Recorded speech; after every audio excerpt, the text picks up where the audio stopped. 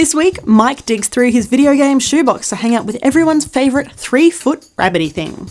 Angelo's latest review looks at Call of Duty Infinite Warfare. How does the latest in the series stack up? And we take a look at the current state of eSports in Australia from the recent World of Tanks APAC finals in Sydney. This is Player Attack.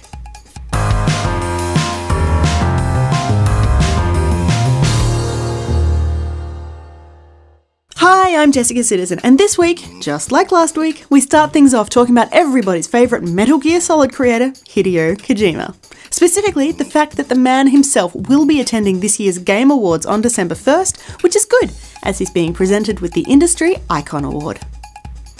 Last year, Kojima-san was unable to attend the Game Awards thanks to some contractual issues with former publisher Konami, but it looks like this year he will be appearing at the Microsoft Theatre in style. The Game Awards will be held on Thursday, December 1st. Stay tuned to Player Attack for all the details. Player Attack also has all the news about the latest in the lawsuit between Valve and the Australian Competition and Consumer Commission. The case has been going on for more than 3 years now, with the consumer group arguing that the Seattle publisher misled the Australian public and breached local consumer law by refusing to offer refunds. Despite the fact that Valve now happily provides refunds to Steam users all over the world, the ACCC would like more of an apology and is asking for $3 million. Even now, that could change. The consumer watchdog has also filed for an injunction to double-check whether Valve's new policy is actually compliant with Australian consumer law. We should know the answer and the price tag before the end of January. In other news, Xbox celebrated its 15th anniversary over the past week, and Microsoft has revealed a whole bunch of statistics by way of celebration.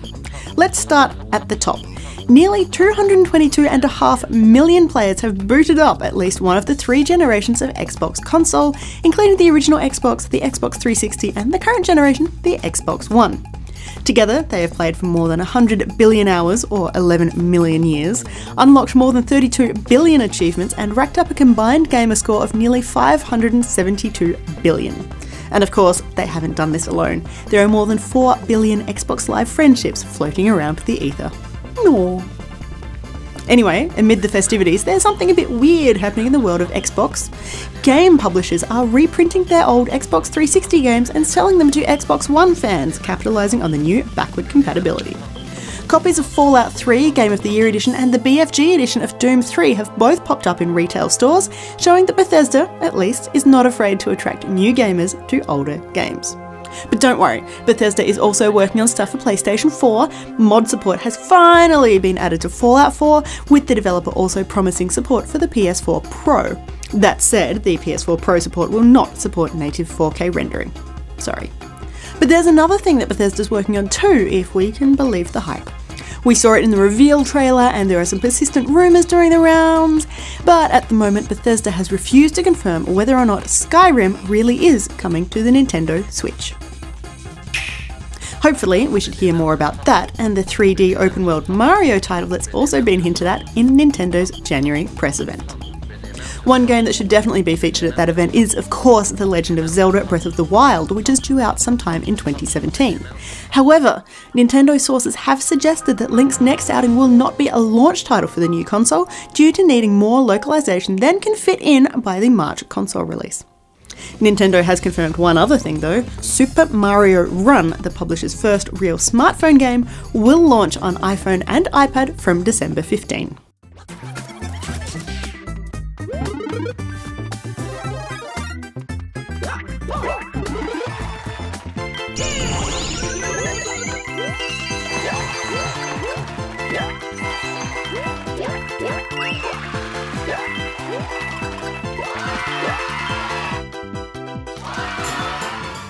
It's a continuous runner where you must tap to help a familiar plumber jump over obstacles, avoid enemies, gather coins, and reach the flagpole at the end of the level.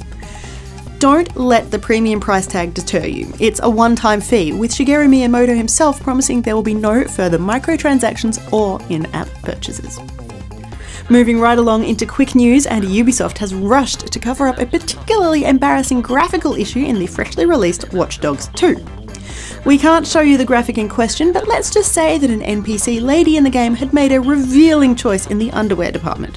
So revealing, in fact, that sharing images of the lady in question has gotten at least one person suspended from the PlayStation Network due to Sony's policies when it comes to adult content. Ubisoft has literally been caught with their pants down and has taken steps to return some dignity to the poor lady in a new patch. Now, popular game gets a sequel is an inevitable headline these days, so it should be no surprise that Respawn Entertainment says it's pretty safe to assume that it will continue the Titanfall franchise beyond the second game, which launched this month. The developer says it would like to tell more of the story and the universe, but acknowledges that EA has the final say. And finally for us this week, there is good news and bad news from the world of Overwatch. The good news? Sombra is here. EMP activated.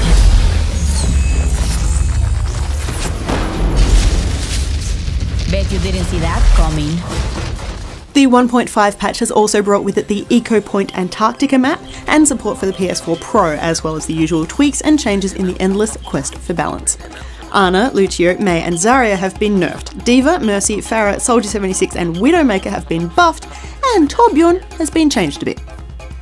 The bad news comes if you've been hanging out for the promised Overwatch graphic novel.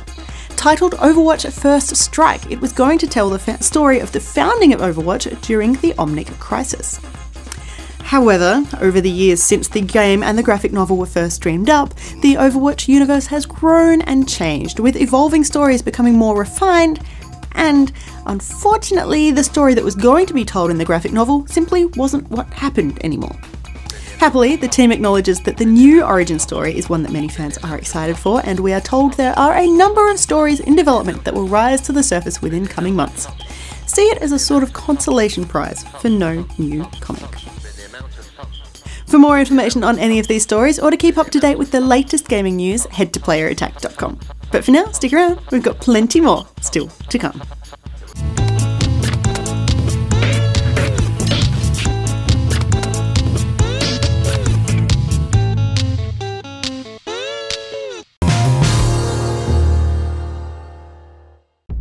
The needs of our planet were greater than she could supply, so we sent men beyond the reaches of our atmosphere. But the open space gave way to an insurgency. We will eradicate the authority of the Earth! The Settlement Defense Front built an army. Our world is just beginning. A war machine. Theirs is dying. One day they'll come. It is not enough to break free. Try to take our homeland. We will break that! Another year, another Call of Duty. This time it's Infinity Ward's turn to show us what they've got, and the hand they've dealt is a spacefaring sci-fi outing in Call of Duty Infinite Warfare. We step back into the boots of Shooty McDude fighting alongside a badass female pilot, a robot buddy, and the guy playing Martian Manhunter and Supergirl. Our mission is to defend Earth from a disgruntled, non-American accented military force led by Lord Commander of the Night's Watch, Jon Snow. The campaign is pretty par for the course, and the overall plot is very reminiscent of the Killzone series, which is a bit of a bummer. That said, it does make some strong attempts to flesh out some of its history and world building if you know where to look.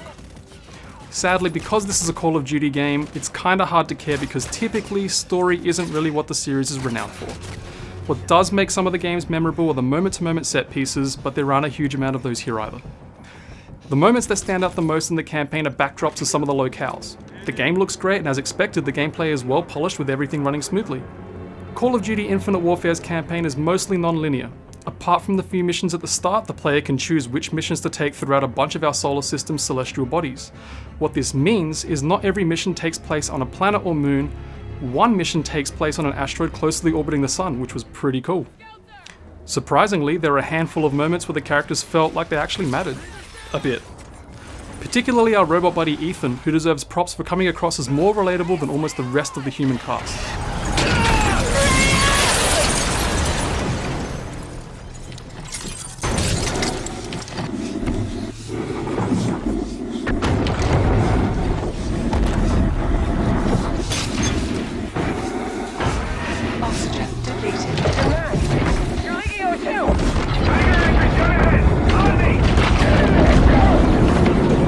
Say Infinite Warfare's campaign is bad. In fact, it's towards the top of my personal list in the series. It plays well, there's enough explosions, there are some cool weapons, hacking enemy bots and controlling them was pretty neat, and it doesn't overstay its welcome. The downside is that it's still Call of Duty, which means that while it tries to do things differently, there still isn't much to make this entry much of a standout, especially in a year where shooters are apparently a dime a dozen. But enough about single player, let's talk about the online stuff. Online multiplayer comes in two meals, competitive multiplayer and zombies. Competitive multiplayer now gives players more choice in playstyle with the ability to outfit themselves in combat rigs. These rigs serve as a sort of player class system which each have their own benefits in combat and arsenal.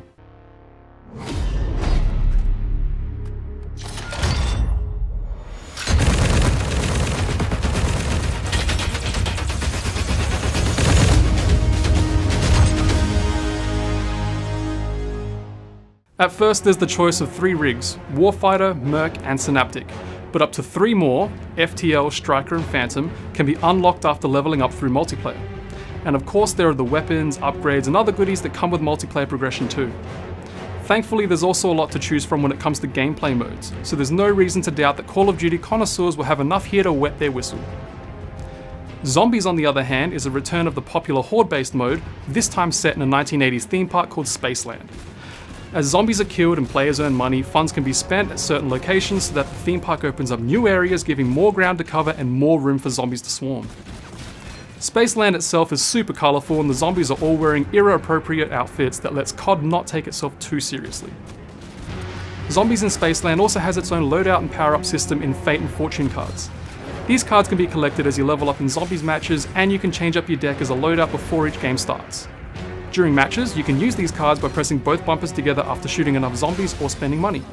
When a player is killed by zombies, they're teleported to an afterlife arcade to play arcade and carnival games to work towards respawning or otherwise waiting until the next wave starts. It gives players something to actually do instead of waiting around as a punishment for being terrible. Like I was. The whole time. Sorry team. As a whole, Infinite Warfare is a new flavour of what fans already like. It's fun, looks great, and doesn't alienate itself from its audience. But it also doesn't break the mold or reach new heights to reinvent itself like the 2 shooters that arrived in the weeks prior, Battlefield 1 and Titanfall 2. In fact, I would even argue that Titanfall 2 has better mechanics like wall running, a better campaign, and more interesting multiplayer. Call of Duty Infinite Warfare is fine, and an enjoyable entry to the series, but essentially it's just more Call of Duty. And if you're looking for something new and different in the series, then perhaps that'll come next year.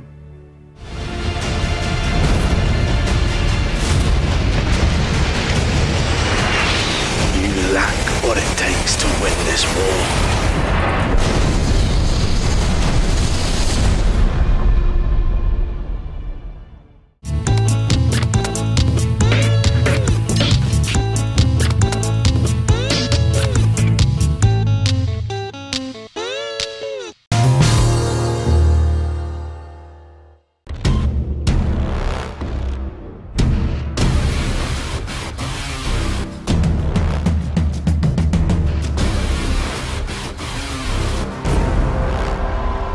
Here you feel this energy. Here you feel this, it's a show. It's a good show. It's sports. It's competitive. It's fun. It brings happiness. You see smiles on the faces, and I'm smiling here all the time. So, Wargaming is one of the largest video game companies in the world, and the international developer is carving out quite a niche for itself in the eSports realm as well. Last month saw the World of Tanks juggernaut head to Sydney for the 2016 APAC Season 1 finals, and we were there to catch all the action. It's actually our first time to have the season finals in Australia. So actually I think it's our first time to have any esports activity that's in Australia. So I'm very excited to be here. We've been working really hard on esports for almost 10 years now, and it was a logical step for us to basically partner with ESL as the world's largest esports company. Just an absolute no-brainer to connect the dots and become part of a bigger system and have Australian and New Zealand gamers be able to compete and qualify for something that's connected a little bit more globally. The seasonal finals were held in the purpose-built ESL Australia studios at the local branch of the world's largest esports organisation. It had been a long time coming for Managing Director Nick Vanzetti, with World of Tanks just one of many games taking advantage of the state-of-the-art location. Working in the ESL studios is a pretty surreal thing, given where esports was only a few years ago in university halls and what have you. To be able to put together an event like this in these studios takes a lot of work. We've got a crew of about 20 people who are working not only behind the camera and in the production room. We've got operations people making sure that the players and people watching here as spectating are having a great time. This year's finals took a slightly different approach to previous years, pitting 4 of the region's top teams against each other for a spot in not only next year's grand finals, but also the Challenger Rumble held in New York City. The usual favourites were set to duke it out. Chinese champions EL Gaming, Japan's B Gaming and Meltdown from South Korea, but there was some local flavour in the mix as well. We decided to have it in Australia, our season finals, several months ago, and now we have Team Efficiency has some Australian players, so I think the Australian audience would also love them. So we have Party, myself and Dexter, we're all based from Melbourne. We have Skell, who's based up in somewhere in New South Wales, Lismore is the place called. Bolognese is up in Queensland. Then we have Mo and Gamer, they're from Malaysia. Then we have Kane and JP, who are based in Philippines. So we're a bit all over the place. So it means a lot for us to be in the APEC final. At the end of the day, we have a very new team. This season, I think we have 4 new members. So the expectation, I think, originally from one of the original members was we wanted to stay in the league because we knew it was going to be tough. As soon as we started picking up some games, then we changed the goal and made sure we wanted to be in the top 6 to have an opportunity to qualify for the finals here. And we reached that goal, finishing 4th in the league, which was nice. And then obviously we won the qualifiers, and now we're here, which is great. I think the whole team is very excited about that. That's it, Team Efficiency close out their first round here at the Sydney Finals. Unfortunately for Safi and his colleagues, Team Efficiency weren't quite able to continue their good form into the finals. They drew the short straw and went up against the mighty EL Gaming from China, fighting valiantly but being knocked out in the first semi-final 7-2. The second semi-final was a nail-biter, with Meltdown and B Gaming matching each other blow for blow. After a massive 13 rounds, the final score was 7-6, with Japanese team B Gaming going through to face the Chinese in a best-of-13 grand final before EL Gaming, the 2016 international runners-up, emerged victorious 7-4. Savouring the moment perhaps, and there it is. EL Gaming closing it out 7-4. So happy with themselves, as they should be. Australian interest in esports is definitely growing, but as always, there are stumbling blocks in the way. The biggest one, as Wargaming has discovered, is the unusual geography of the Asia-Pacific region, something ESL Australia is already working to counter. We have several countries, different countries, who have different culture and different language, using different language. So it can't be just one same strategy that we use. It has to be focused on to country by country. Here at ESL Australia, we're looking to always push the envelope in growing esports to be something bigger and better. I think we've come a long way in the last couple of years, but there's a hell of a lot more work to do in getting esports recognised as more of a legitimate sport, in terms of running bigger tournaments, getting international stars down to Australia, and hopefully developing our own players into stars that can really compete on an international level overseas. So we're going to keep on working to create great events and make great tournament products that Australian gamers can compete in. Standing at the end of 2016, the future of Australian esports is looking stronger and brighter by the day. Groups like Team Efficiency are starting to make a name for themselves. More and more companies are choosing to host events in Sydney's ESL studios, and ESL Australia itself is putting in countless hours to promote competitive gameplay. There are already a number of events planned for early 2017. For all the details, stay tuned to Player Attack. This is a whole new media, and there's a whole wave which will soon be, like tsunami, overtaken some forms of entertainment and some classical sports. So this is sports. This is virtual sport. This is esports. Everyone can participate.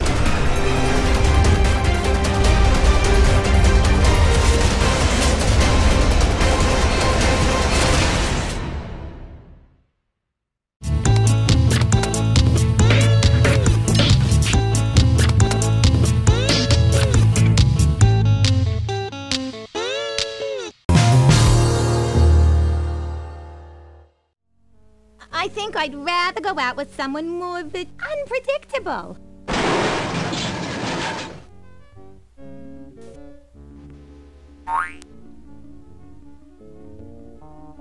Hello. What's up everyone, Mike here with the final visit to the Videogame Shoebox of 2016.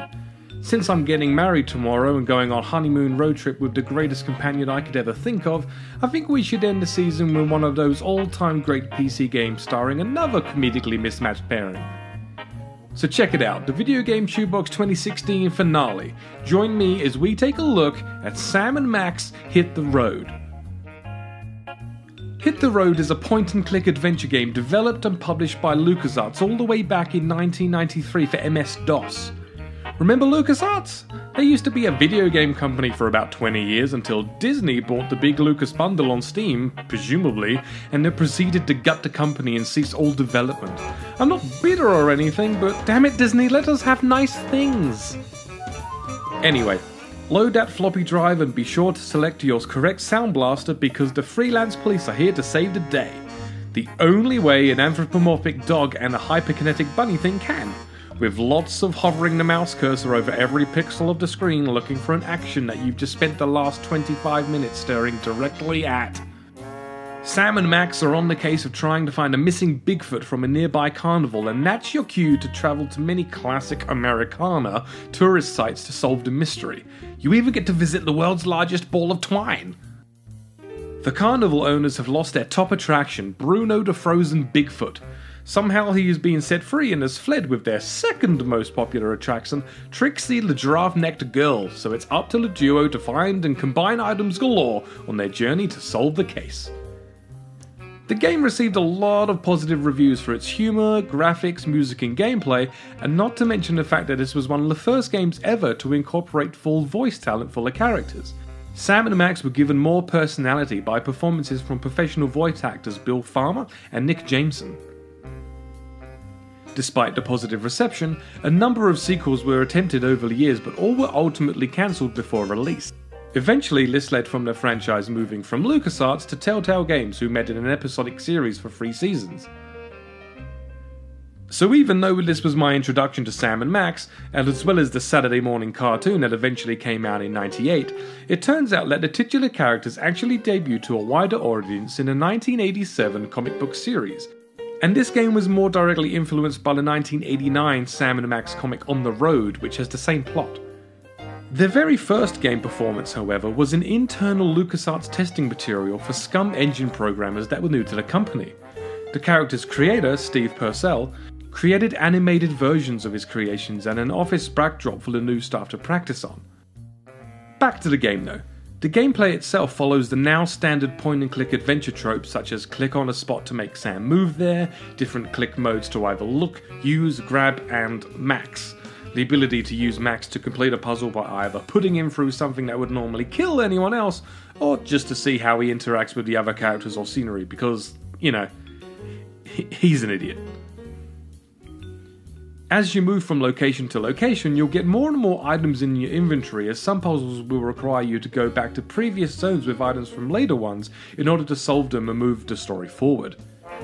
You'll be doing a lot of item combining too. This is still a LucasArts game after all. When you've made other successful games such as the famous Monkey Island series, damn it, you're gonna need item combinations. I don't remember if there's a rubber chicken with a pulley in the middle in Hit the Road, but I also wouldn't be surprised in the slightest if there was. For some reason I have a very vivid memory of most of my hours playing this game spent not actually wanting to push the story forward, or maybe it's because I was an idiot kid and was stuck or something. That doesn't sound like me though. No, I remember spending hours playing Car Bomb. The developers saw fit to put a couple of mini-games in there like Whack-A-Rat, an only slightly more disturbing version of Whack-A-Mole. There was a sort of car surfing while you drive to another location thing, but there was Car Bomb, which is basically just Battleship, which as an adult, I don't mind telling you all that I really frickin' hate Battleship, so I honestly have no idea why I played this particular part of the game as much as I did. To be honest, in going back to researching Sam and Max Hit the Road for this feature, I think I'm going to play through it again, and this time I think I might actually try and finish it. But I'm probably just going to end up playing Car Bomb again. If it looks like something you can get into though, it's on Good Old Games for PC right now for pretty cheap, so check it out. Well, that's it for this visit to the Videogame Shoebox. Join me next time when I'll be dusting off some more cartridges. Be sure to let me know in the comments or on Twitter any games that you'd like to see get a retro regression session on here. I've been Mike Notridge and I will see you next season. What's in your video game shoebox? And that's about it for this edition of Player Attack. Thanks for watching. Next week is a very special episode. We went to PAX Australia and we can't wait to tell you all about what we got up to. Whether it's a look at some of the indie games on show or the new tech or a chat with Major Nelson from Xbox, we'll bring you the best bits of the weekend. In the meantime, you can catch us at playerattack.com. We're on Facebook, YouTube and Twitter. And if you've got something you want to say, send us an email, mailbox@playerattack.com, or just hop on our forums. Also, if you want to support Player Attack, you can find us on Patreon and help us bring you the latest in gaming news, plus all these wonderful interviews and reviews from the world of video games. Till next week, I'm Jessica Citizen, and this is Player Attack.